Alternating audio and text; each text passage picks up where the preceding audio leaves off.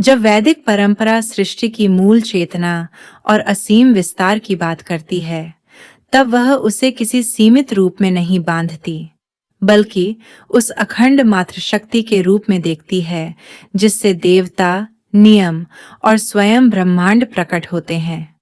इसी कारण देवी अदिति को देव माता और अनंतता की अधिष्ठात्री माना गया।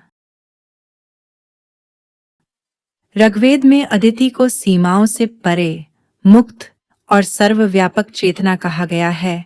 अदितिरंतरिक्षम, अर्थात अदिति ही आकाश है, अदिति ही अंतरिक्ष है, जिससे यह स्पष्ट होता है कि वे किसी एक लोक तक सीमित नहीं, बल्कि संपूर्ण अस्तित्व में व्याप्त हैं।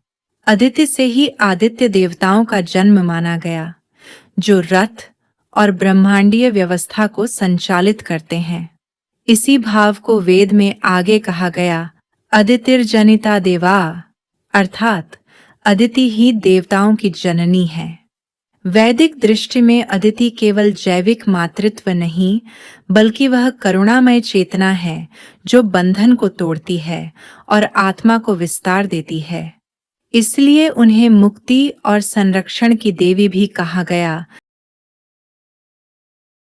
देवी अदिति हमें यह गहन आध्यात्मिक संदेश देती हैं कि सच्ची स्वतंत्रता सीमाओं के अभाव में नहीं, बल्कि चेतना के विस्तार में है, जहां भय, संकुचन और विभाजन विलीन हो जाते हैं।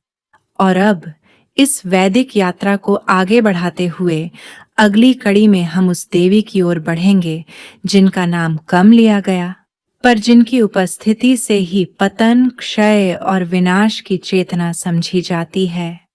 आर्गवैदिक देवी निवृत्ति।